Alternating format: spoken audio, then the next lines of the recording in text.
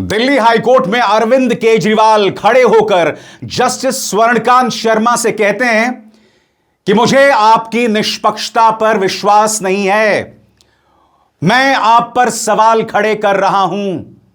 आपको इस मामले से, यानी दिल्ली के शराब घोटाले मामले से खुद को अलग कर देना चाहिए, रिक्यूज कर लेना चाहिए। मगर जस्टिस स्वर्णकांत शर्मा ऐसा करने से मना कर देती हैं और यह पहली बार नहीं उन पर सवाल उठे हैं। आज ये अपने आप में कई सवाल खड़े कर रहा है दोस्तों, क्योंकि अरविंद केजरीवाल कह रहे हैं कि जस्टिस स्वर्णकांत शर्मा के न सिर्फ फैसलों पर सवाल है, बल्कि जस्टिस स्वर्णकांत शर्मा आरएसएस से जुड़े एक संगठन के समारोह में एक नहीं, दो नहीं, तीन नहीं, चार बार गई। इस देश में हो क्या रहा है? आखिर क्या वजह है कि जजेस को, जिन्हें पक्षपात से ऊपर होना चाहिए, किसी भी पक्ष के साथ नहीं दिखाया जाना चाहिए, वो भारतीय जनता पार्टी से जुड़ी आरएसएस या विश्व हिंदू परिषद के समारोह में जाते हैं? और सवाल सिर्फ जस्टिस स्वर्णकांत शर्मा का नहीं है। आप अगर चेन्नई की तरफ जाएं, यानी दक्षिण की तरफ जाएं, तो मद्रास हाईकोर्ट के जस्टिस जी.आर. स्वामीनाथन, अगर आप उत्तर प्रदेश की तरफ जाएं तो इलाहाबाद हाईकोर्ट के शेखर कुमार यादव, ये दोनों विश्व हिंदू परिषद या आरएसएस के समारोह में जाते हैं। और मुद्दा यह नहीं कि वो जाते हैं, मुद्दा यह कि वहां पर जाकर कहते क्या हैं। वहां पर जाके वो ऐसी बातें कहते हैं जो कहीं ना कहीं इस बात पर सोचने पर मजबूर कर देता है कि क्या वाकई आप निष्पक्ष हैं, क्या वाकई आपका संविधान में विश्वास है। और ये तमाम बातें मैं तर्कों के साथ, सबूतों के साथ आपके सामने पेश करने वाला हूं। मगर सबसे पहले अरविंद केजरीवाल, जी हां, अरविंद केजरीवाल जस्टिस स्वर्णकांत शर्मा के सामने खड़े होते हैं और कहते हैं, गौर फरमाएं, केजरीवाल, अगर माननीय आप किसी खास विचारधारा के कार्यक्रम में जा रही हैं तो एक मेरे माइंड में आशंका पैदा होती है। इसके जवाब में जस्टिस स्वर्णकांत शर्मा कहती हैं कि मैं उस विचारधारा को फॉलो करती हूं। केजरीवाल, आपके 4 बार जाने से मेरे माइंड में आशंका पैदा होती है कि क्या मुझे न्याय मिलेगा। ऐसा अरविंद केजरीवाल ने जस्टिस स्वर्णकांत शर्मा के सामने कहा। मैं चाहूंगा आप उस मंजर को देखिए जब अरविंद केजरीवाल ने सीधे जज साहिबा पर सवाल खड़े किए थे। दोस्तों इंतजार कीजिए, क्योंकि कुछ देर बाद मैं आपको बताऊंगा पत्रकार सौरव दास की वो रिपोर्ट जो जस्टिस स्वर्णकांत शर्मा को लेकर कुछ सवाल खड़े कर रही है। यानी कि किस तरह से उनके बच्चों को, जो खुद वकील हैं, उन्हें सरकारी मुकदमों में जो है जगह मिली। यानी कि वो पूरा मामला क्या है वो मैं आपको बताऊंगा। End of course the big question कि वो आरएसएस से जुड़े एक संगठन के समारोह में एक नहीं, दो नहीं, चार बार क्यों गई। अरविंद केजरीवाल ने कहा कि एक निचली अदालत ने शराब घोटाले में आम आदमी पार्टी के सभी नेताओं को बरी कर दिया था। 40,000 पन्नों की रिपोर्ट को पढ़ने के बाद कई महीनों तक जिरह चली उसे पढ़ने के बाद, मगर जब यह मामला आपके सामने आया तो आपने बगैर वक्त गंवाए यह कह दिया कि इस फैसले में दिक्कतें हैं, एरोनियस है।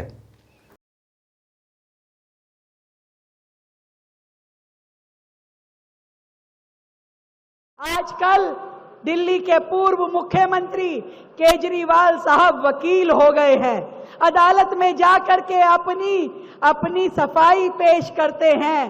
पर मैं आज दिल्ली की जनता को यह कहना चाहती हूं, वो व्यक्ति जिसने हमेशा लोकतंत्र की अवहेलना की, वो व्यक्ति जिसने हमेशा सरकारी एजेंसियों पे उंगली उठाई, जिसने भी उनके खिलाफ 2 शब्द कह दिए, हमेशा उन्हें कटघरे में खड़ा रखा।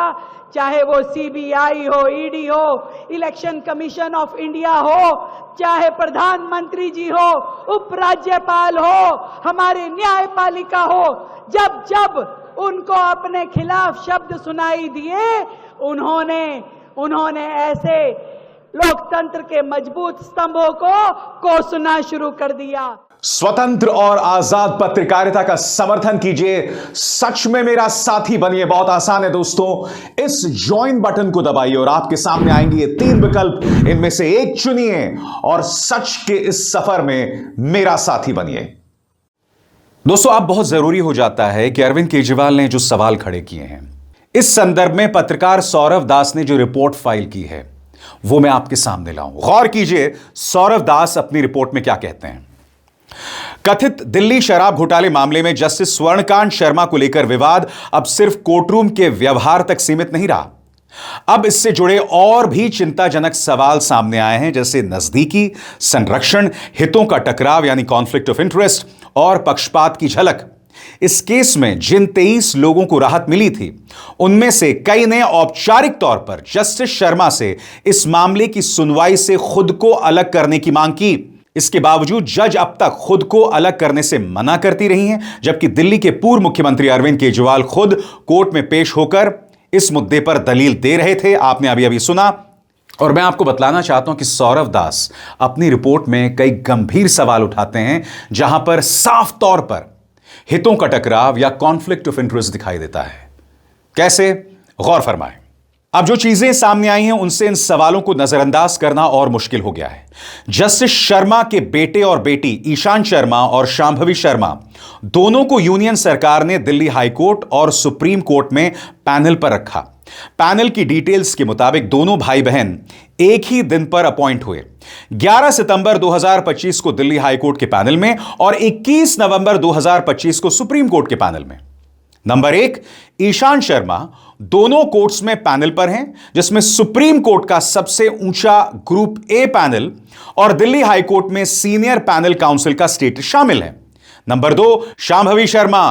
गौर फरमाएं, इनका वकालत का अनुभव सिर्फ 4 साल का है, वो भी दोनों कोर्ट्स के पैनल पर हैं, सुप्रीम कोर्ट में ग्रुप सी और दिल्ली हाई कोर्ट में गवर्नमेंट प्लीडर के तौर पर। Number 3, Ishan Sharma Delhi Development Authority यानी डीडीए में भी पैनल पर रह चुके हैं, जो यूनियन हाउसिंग मिनिस्ट्री के तहत आता है कम से कम 2024 तक। इसके अलावा वो 2021 से लेकर कम से कम 2024 के आखिर तक Delhi state legal services authority में भी पैनल पर थे। सौरव दास की रिपोर्ट निहायत ही चिंताजनक है। और जैसा कि मैंने आपको बताया कि लगातार कई नेता कहते रहे कि आप इस केस से खुद को अलग कर लें, मगर जज साहिबा ने मना कर दिया, क्योंकि उन्होंने ना अरविंद केजरीवाल को राहत दी, ना मनीष सिसोदिया, ना संजय सिंह, ना कविता राव, किसी को राहत नहीं दी। और जैसे आपने देखा, उनके सामने अरविंद केजरीवाल उनसे सवाल खड़े कर रहे थे। और मुद्दा वहां तक सीमित नहीं है। अगर आप दक्षिण की तरफ जाएं तो जस्टिस जी.आर. स्वामीनाथन, वो भी विश्व हिंदू परिषद आरएसएस के कार्यक्रम में जाते हैं। और आप जानते हैं वहां क्या कहते हैं? गौर कीजिएगा, क्योंकि मैंने क्या कहा आपसे, मुद्दा यह नहीं है कि आप आरएसएस के समारोह में जा रहे हैं, मुद्दा यह है कि आप जज होते हुए क्या कह रहे हैं। और इंतजार कीजिएगा, इलाहाबाद हाईकोर्ट के जज जस्टिस शेखर यादव ने क्या कहा वो भी मैं आपको बताऊंगा, मगर सबसे पहले गौर फरमाएं justice G R. Swaminathan. Madras high court के जज जी.आर. स्वामीनाथन को लेकर जो विवाद हुआ वो उनकी कुछ टिप्पणियों और रुख की वजह से है, जिन पर विपक्ष ने कड़ी आपत्ति बताई। नंबर 1, संविधान पर टिप्पणी। उन्होंने कहा कि भारतीय संविधान काफी हद तक 1935 के कानून से कॉपी किया गया है और इसमें मौलिकता की कमी है, ओरिजिनलिटी की कमी है। यह बात उन्होंने एक आरएसएस से जुड़े कार्यक्रम में कही थी। इस पर काफी आलोचना हुई, क्योंकि लोगों का कहना था कि एक बैठे हुए सिटिंग जज को इस तरह की बात नहीं कहनी चाहिए थी। नंबर 2, रैशनलिस्ट यानी तर्कवादियों और सेक्युलर लोगों पर बयान। एक धार्मिक कार्यक्रम में उन्होंने उन लोगों पर हमला किया जो गुरु की अवधारणा का विरोध करते हैं या मजाक उड़ाते हैं। उन्हें बेवकूफ, बदमाश, असभ्य जैसे शब्दों से संबोधित किया गया। साथ ही उन्होंने कहा कि उनके पास अभी 4 से 5.5 साल की नौकरी बाकी है और वो आगे और हिम्मत से काम करेंगे। तमिलनाडु में इसे इस तरह देखा गया कि वो सांस्कृतिक मुद्दों पर और आक्रामक रुख अपनाएंगे। नंबर 3, विचारधारा और पक्षपात का आरोप। विपक्ष का आरोप है कि वो फैसले निष्पक्ष तरीके से नहीं बल्कि एक खास राजनीतिक विचारधारा के आधार पर लेते हैं। उन पर यह भी आरोप है कि वो एक खास वकील और एक खास समुदाय के लोगों के पक्ष में झुकाव दिखाते हैं। और मैं आपको याद दिलाना चाहूंगा कि इलाहाबाद हाईकोर्ट के जज जस्टिस शेखर यादव ने क्या किया था। वो आरएसएस के कार्यक्रम में जाते हैं या शायद विश्व हिंदू परिषद के कार्यक्रम में जाते हैं और वहां कहते हैं कि इस देश में अदालतें फैसला जो हैं वो बहुमत के हिसाब से देंगी, यानी इस देश में जिनका बहुमत है उसके हिसाब से। एक जज को संविधान और कानून के दायरे में काम करना चाहिए, मगर जस्टिस शेखर यादव इस तरह का बयान दे रहे थे। और वहां नहीं रुके, उन्होंने मुसलमानों के बारे में भी आपत्तिजनक बयान दिए थे। और ये वो जस्टिस शेखर यादव हैं जिन्होंने प्रधानमंत्री नरेंद्र मोदी की बहुत तारीफ की थी। मगर वो अकेले नहीं है। सुप्रीम कोर्ट के जज जस्टिस अरुण मिश्रा आपको याद होंगे। याद कीजिएगा, इलाहाबाद हाईकोर्ट के जज शेखर यादव साहब ने क्या कहा था, सुना जाए। हाईकोर्ट के जज होकर के आप ऐसा बोल रहे हैं। कानून तो भैया बहुत संक्षक से चलता है। परिवार में भी देखिए, समाज में भी देखिए, जहां पर अधिक लोग होंगे जो कहते हैं उसी को माना जाता है। लेकिन आप जबरदस्ती करेंगे आप कि नहीं साहब हम तो ये मान के चलेंगे। लेकिन मैं आपको बता दूं, ये जो जिनकी हम बात कर रहे हैं सब बुरे नहीं है, वो सब बुरे भी नहीं है। ये जो कुरीतियां या बुराइयां जो हम आपको बता रहे हैं वो भी मानते हैं ये बुराइयां हैं। वो 4 पत्नियों के पक्ष में नहीं रहते हैं, पत्नी को तलाक, ट्रिपल तलाक के पक्ष में नहीं रहते हैं, बच्चियों को मार दिया जाए इससे पक्ष में नहीं रहते हैं। लेकिन जो कठमुल्ला है, जिसे कह लीजिए आप, सब गलत है, लेकिन कहने में गुरेज नहीं है, क्योंकि वो देश के लिए घातक हैं, बिगाड़ने वाले लोग हैं, जनता को बरगलाने वाले लोग हैं, देश आगे न बढ़े इस प्रकार के लोग हैं। उनसे सावधान रहने की जरूरत है। अब ये तो हाईकोर्ट के जजेस हैं, मगर कुछ और सवाल हैं। रंजन गोगोई, इन्हें राज्यसभा भाजपा ने भेजा, इन पर सवाल उठते रहे लगातार। जस्टिस रंजन गोगोई पर यौन उत्पीड़न का भी आरोप लगा। इसके अलावा जस्टिस अब्दुल नजीर, जिन्हें रिटायरमेंट के तुरंत बाद वो एक राज्य के गवर्नर बनाकर भेज दिए गए। जस्टिस अशोक भूषण, जिन्हें एनसीएलटी का प्रमुख बना दिया गया। जस्टिस चंद्रचूड़, सुप्रीम कोर्ट के पूर्व सीजेआई, इनके घर में गणपति की पूजा में प्रधानमंत्री नरेंद्र मोदी पहुंचते हैं। इनसे सवाल भी उठाए गए। राम मंदिर पर इन्होंने जो फैसला सुनाया था, क्योंकि वो 5 जजों की खंडपीठ का हिस्सा थे, जिसमें रंजन गोगोई भी थे, जस्टिस अब्दुल नजीर भी थे, ये सब थे दोस्तों। और उन्होंने जो फैसला सुनाया था उस पर बाद में श्रीनिवासन जैन ने उनका इंटरव्यू किया था, तो कई विवादित बातें कही थी, जिसकी उम्मीद एक जज से नहीं थी। मैं एक बात स्पष्ट कर दूं, इस कार्यक्रम का मकसद हमारे सम्मानित जजों पर सवाल उठाना नहीं है, क्योंकि जो बातें मैंने आपके सामने रखी हैं वो तथ्यों पर आधारित हैं। इस देश की अदालतें आम इंसान की आखिरी उम्मीद हैं, और अगर उस आखिरी उम्मीद में भी सवाल उठते रहेंगे तो स्वाभाविक सी बात है, इंसाफ कहां से होगा। यह सवाल उठना लाजमी है ना, क्योंकि ये सवाल न सिर्फ हाई कोर्ट्स में, निचली अदालतों में, सुप्रीम कोर्ट तक में उठ रहे हैं। यह अपने आप में बहुत चिंताजनक, बहुत डिस्टर्बिंग है।